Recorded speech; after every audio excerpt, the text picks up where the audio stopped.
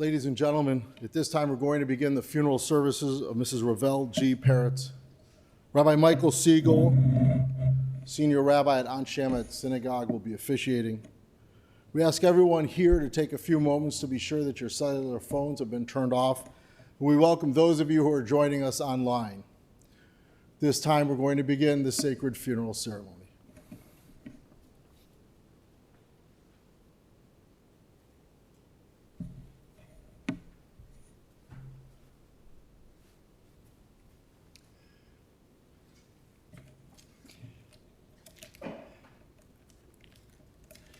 Mizmor LeDavid.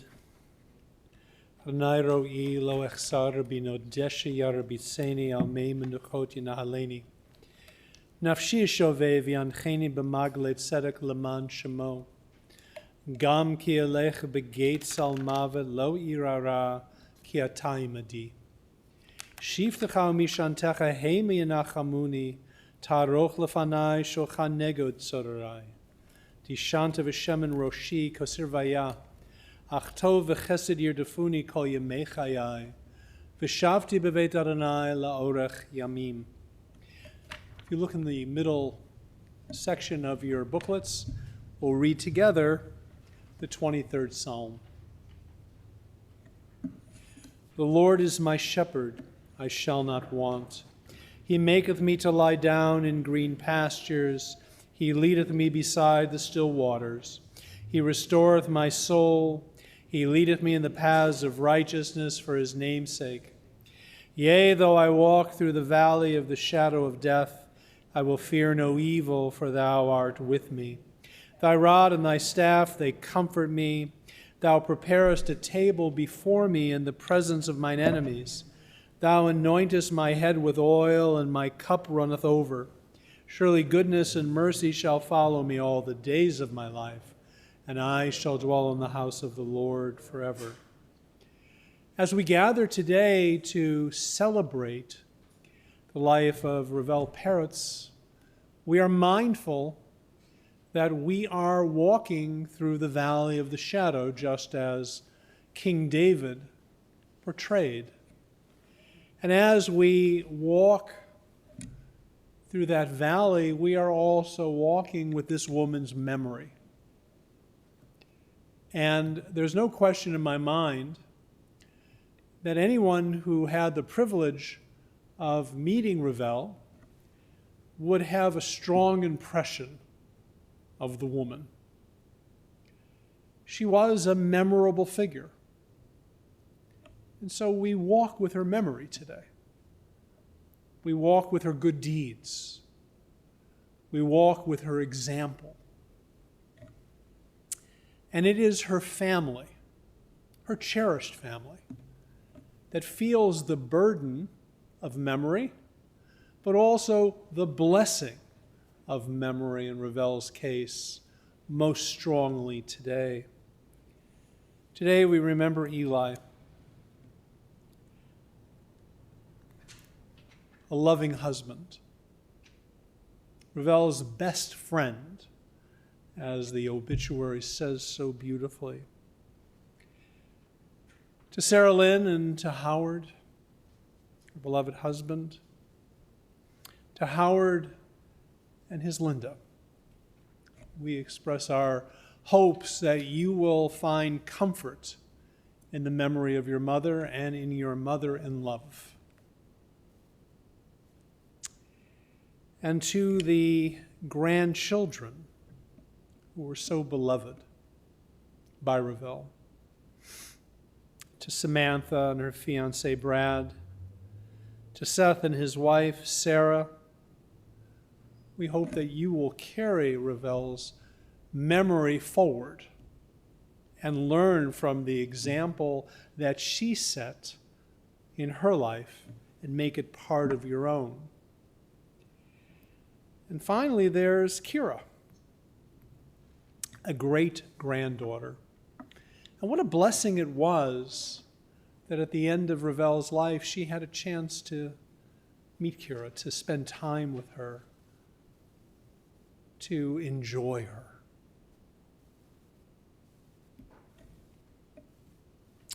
So to the family, we express our deepest sympathies today.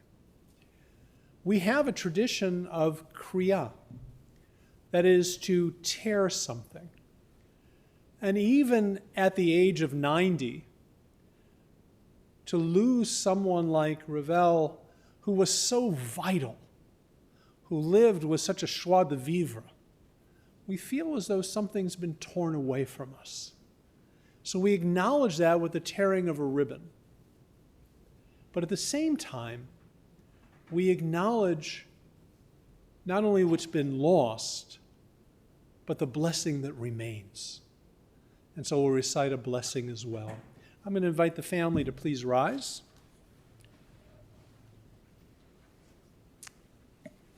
And please recite the blessing after me. Baruch atah Adonai, Eloheinu melech haolam, Dayan ha'emet. Praised are you, Lord our God, ruler of the universe, the righteous judge.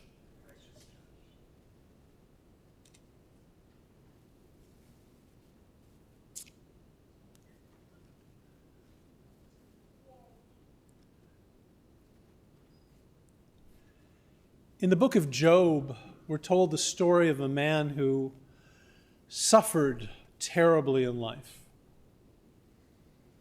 And there were those who came to Job and said, Job, life is nothing but darkness. Curse God. Curse life. And Job responded and said, should I take the good and not the more challenging? And then he said these words, which I'm going to invite everyone here to please repeat after me. Adonai Natan, Vadonai Lakach, Yehi Shem, Adonai Mevorach. God has given, God has taken away. Praise be the name of the Lord. You may be seated.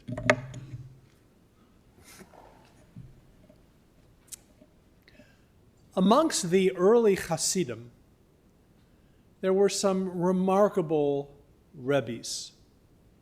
One of them was Zusia of Hanapol. And at the end of Zusia's life, his Hasidim were surrounding him. And as he prepared to leave this world, he would close his eyes and then open them again. And at one point, he woke up with a start. And he said, I just had the most horrible vision. And his Hasidim, obviously, were concerned and said, what did you see? He said, well, I found myself standing before the throne of God. And God asked me the most difficult question. And so one of the Hasidim said, did God ask you why you were not more like Moses? And Zusia said, if God would have asked, that would have been an easy question to answer. Of course I'm not more like Moses. I don't have the gift of prophecy. Another said, well, maybe God asked why you weren't more like Maimonides. And again, Zusia said, that would have been easy. I could have said I wasn't granted the superior intellect of Rambam. So the Hasidim said, what did they ask you? He said, well, God asked, why weren't you more like Zusia? And I didn't have a good answer. Well, here's what I want to say as we begin this service. That if Revelle is asked why she wasn't more like Revelle, I'm quite sure, standing before the divine throne, she will say, I could not have been more like Revelle. This is a woman who was true to herself. She lived with integrity. She meant what she said, and she said what she meant.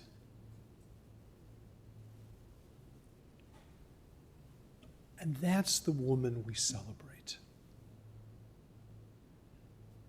A woman who for 90 years was Revelle and leaves this legacy. A legacy of family, loved and cared for her. A beloved wife, a respected mother, a loving grandmother, and great-grandmother. A legendary assistant state's attorney. And as it says so beautifully in her obituary, she was an advocate and a protector for hundreds of children. So who better to celebrate the memory of Revelle Peritz than her children? I'm going to look to Sarah Lynn and then Howard.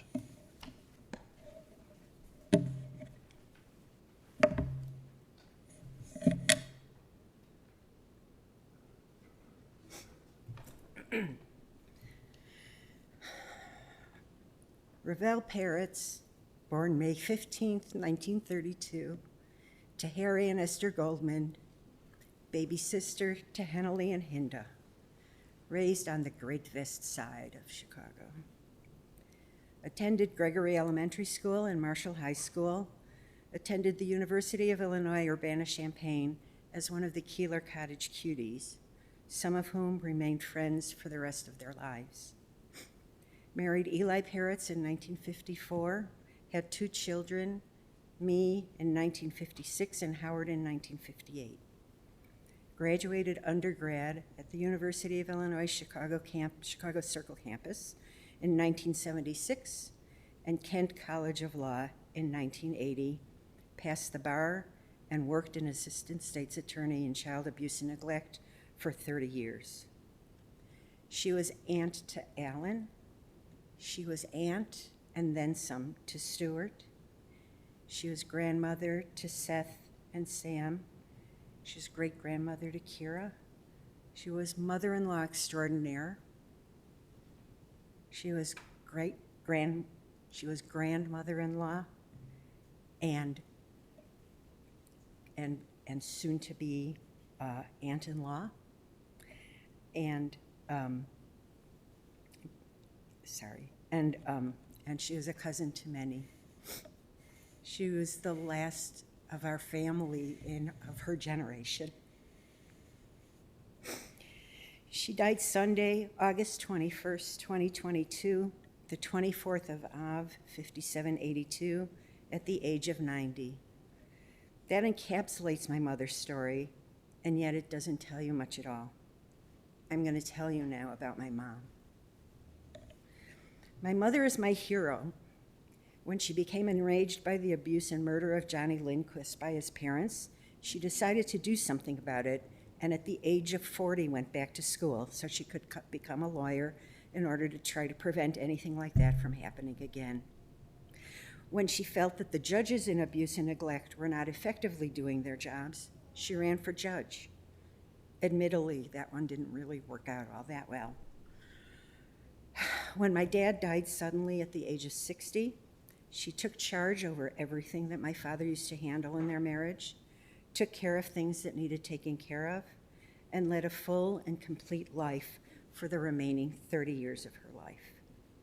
She even remained part of their couples club where, for quite a few more years, she was the only solo member of the group. My mother had chutzpah. She spoke truth to power. When she and my dad didn't like the direction our high school was taking, they joined the local school council to do something about it. At her retirement party, when she was asked to say a few words, she took the opportunity to tell the then state's attorney, Anita Alvarez, what Anita should do to fix things and make them better. And afterwards, when everyone was astonished that she had the guts to do that, she didn't think she'd done anything extraordinary. When my mother and I went into a restaurant in Alaska and asked if it was true that they served the best fish and chips in town, the guy responded, "It depends," looked straight at my mother and said, "Will you get up on the pool table and do a dance with me?" My mom, without missing a beat, said, "All right, but someone will have to help me get up onto the table." And she started walking over to it. No, she didn't get onto the table. And yes, we did have really good fish and chips that day. No one was going to strash her. My mother, along with my father, showed me the importance of a partnership with your spouse. My dad only liked the caramel corn and the Cracker Jacks. My mom only liked the peanuts. My dad only liked the whites of hard-boiled eggs. My mom, the yolks. A perfect match. My mother was my best friend. A couple of years after I moved back from Israel, my mom and I took tennis lessons in Midtown Tennis and would, as my mom would describe it, play at playing at tennis every weekend during the nice weather. After my dad died, she and I became travel companions and took wonderful vacations together, including the aforementioned Alaskan cruise. When I worked at Anshe Emet, my mom would come pick me up every Wednesday, and we'd go to the Bagel for lunch to eat their Wednesday soup of the day, our favorite soup, split pea. Since I've been back from Israel in 1987, my mother would call me every night at 8:58, give or take a minute. Most of all, my mom was my mom. She suffered unfairly in the last months of her life. January 2022, when she traveled to Virginia to meet her great-granddaughter Kira and celebrate her first birthday, provided one of the great moments of her life. After that, however, her body just started shutting down more and more rapidly to the point that she felt that she no longer had any quality of life. Healthcare and senior support systems were unable to do anything that improved the quality of her remaining life. It was excruciating to us to watch this incredible, once vibrant, always feisty woman be overwhelmed by suffering and not to be able to alleviate it. I know our visits brought her comfort, but it wasn't enough. Saturday night, during my mother's last visit to the ER, when the morphine was insufficient to fully ease her agony, the title of Dylan Thomas's poem, "Do Not Go Gentle Into That Night," popped into my mind. Coincidentally, my dad used to carry a copy of it in his wallet. My mother did not go gentle into that night through either of her 2 bouts of breast cancer. She did not go gentle into that night. Just last August, she had knee replacement surgery. She did not go gentle into that night when she continued to pursue getting back behind the wheel of her car, which thankfully she never did. While sitting with her Saturday night and listening to her give voice to her suffering, I Googled and reread Thomas's poem. With all due respect to his artistry, he was wrong. He couldn't have written that poem if he truly understood the perspective of an older person whose body is sabotaging her. At a certain point, when my mother's body and mind relentlessly began to fail her, she deserved to go gentle into that night. I only wish she'd been able to. Though I miss her dearly and will continue to, I take comfort in knowing that she's finally at peace.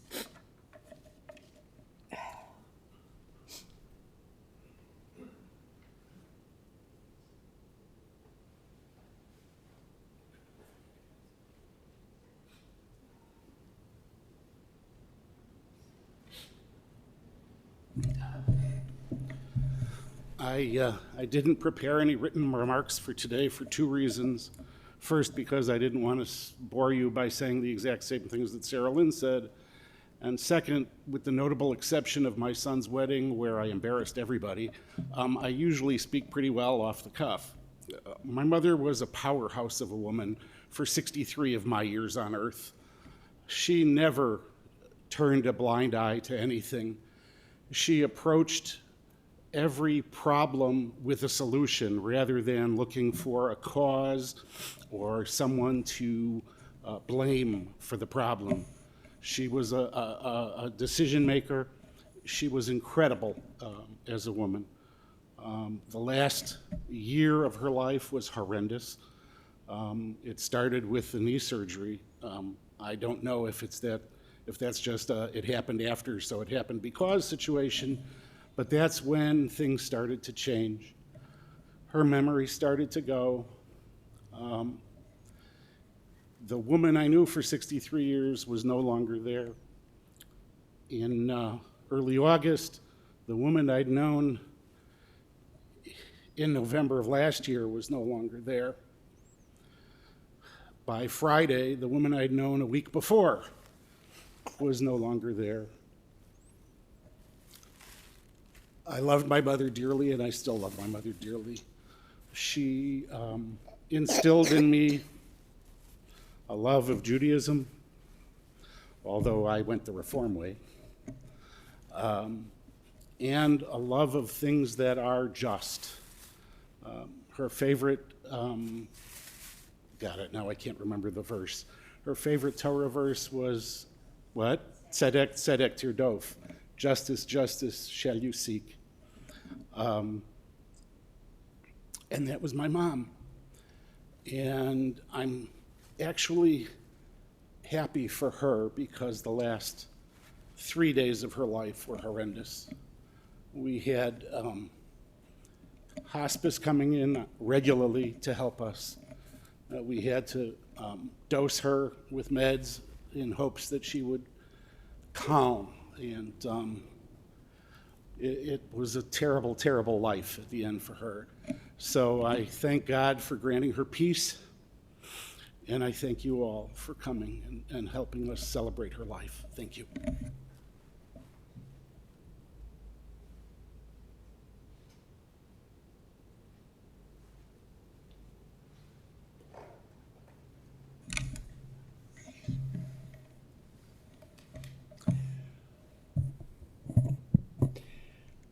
Sarah Lynn, thank you for your powerful words.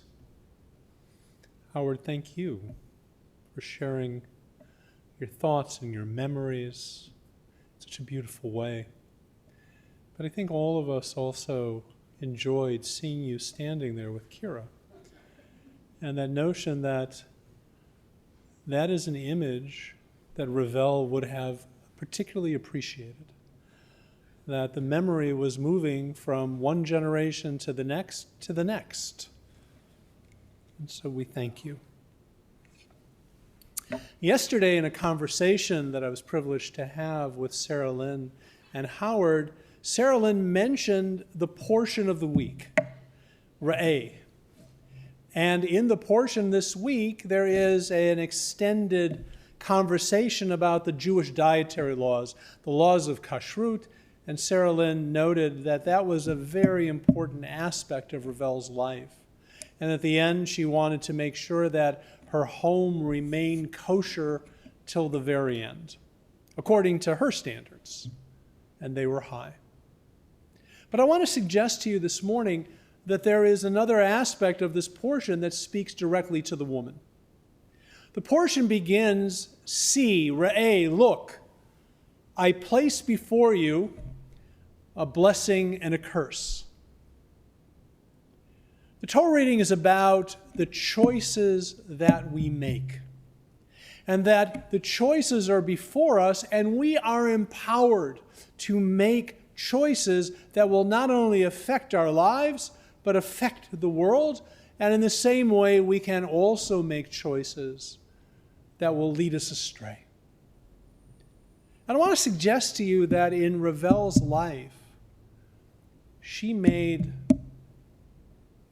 life-enhancing choices. She used her free will to its best effect. So let's begin with a choice that she made to marry Eli. Now, Eli realized after their very first date after meeting her for the first time in high school, that this was going to be the woman that he would marry. And he went home and told his mother just that. Revelle needed a little more time until she made the choice to marry Eli. And as Sarah Lynn said so beautifully, they had a remarkable relationship. They were partners in life in a very beautiful way.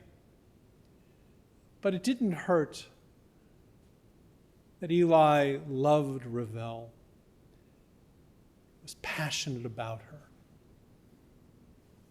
and put her on a pedestal.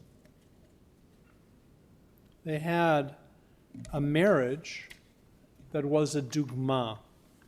They had a marriage that was an example for the generations to come. She wanted her children to also be people who made good choices in life. And she wasn't, as the children said, a touchy-feely mom.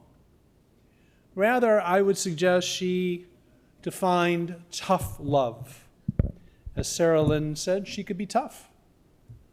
If you came home with an A-, she wanted to know why you didn't get an A. But as Howard said, you always knew that you were loved. So she could be tough, but that love always remained. And those high standards, they were maintained by her children. They have made good choices in their lives. And that's a legacy that she leaves. And how she loved her grandchildren. She had a very special relationship with both. And she loved them very much. But maybe the most monumental choice that she made was the choice to fight for justice. And Sarah Lynn told you that it was the Johnny Lindquist child abuse case that inspired her to go into the law, inspired her to fight for children. Because Revelle determined that what happened to Johnny Lindquist should never happen again. And that she was going to do everything in her power to ensure that it doesn't. And I saw in her, as Howard and Sarah Lynn described her, the spirit of Abraham. You know that God was going to destroy Sodom and Gomorrah.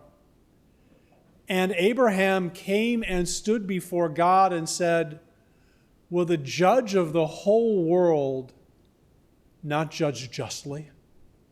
That was a chutzpah that fought for justice. And I want to suggest to you that Revelle had that same chutzpah for justice. She would do anything to protect children. She would do anything to change the system that so often fails. And she did. She wasn't shy about it. But we should also take note of the fact that she also mentored young lawyers who are making a difference today.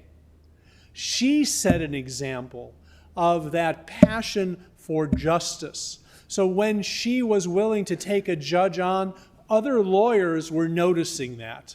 And they were learning from her as to what it means to fight for justice.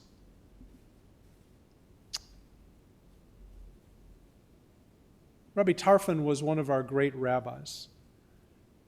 And he once taught, Lo alecha hamlacha ligmor, v'lo ata ben chorin levatel mimena. That you are not responsible to finish the work, but you are not free from taking on that responsibility. I believe that Revelle lived those words. I believe that she made that difference. in her remaining years, when she was retired, Revelle took to knitting, a lifelong passion. And I love the idea that she knit afghans that will live on and warm those that she loved in a very powerful way. I also loved what was said, that she didn't want to die because she wanted to hear what people would say at her funeral. Well, I actually believe that Revelle is listening. And I believe that she is very proud of her family. Very proud that her children had the courage and strength to stand up and speak so beautifully about her. And I'd like to believe that she is proud to be known as a fighter for justice. So, ladies and gentlemen, on this day when Revelle Peritz stands before the divine throne, if God asks her, "Why were you not more like Revelle?" I think she will say, "I couldn't have been more like Revelle in my life," and that is something that we can all learn from, that we can all celebrate, and we can all be guided by the choices that we make in our lives. We rise now for the memorial prayer.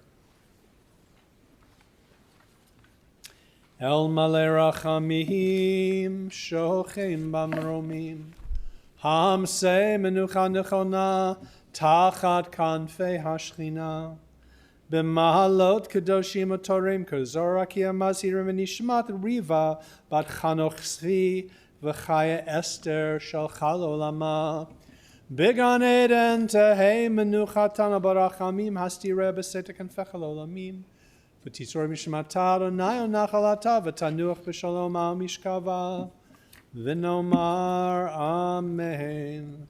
God, you are exalted and full of compassion. We pray that you take the beloved soul of Revelle Peritz under the wings of your divine presence. We ask you, God, to remember the many worthy and good deeds that Revelle performed in the land of the living.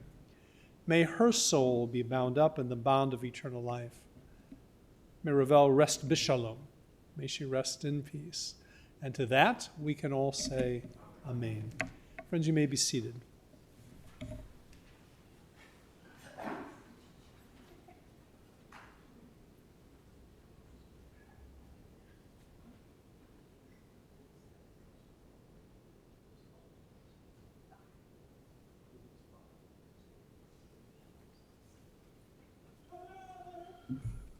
Ladies and gentlemen, the interment service will continue at West Lawn Cemetery, located at 7801 West Montrose in Norridge.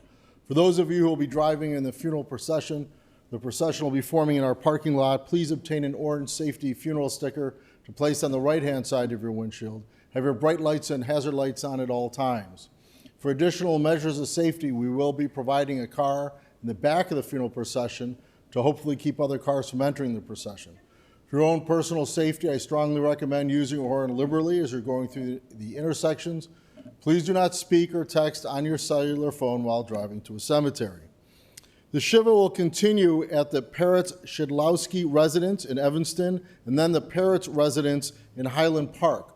All that information is on the service folder. Please note the Friday will be private family Shiva. Memorial contributions in her memory to the Chicago Children's Advocacy Center would be appreciated. That information is on the service folder. And for those of you who are watching via live stream, that information can be found on our website, as well as there's a QR code if you want to sign in to acknowledge your presence. At this time, I invite everyone to please rise and stand in place as we escort her casket and the family from the chapel, along with Rabbi Siegel, and then you may return to your car.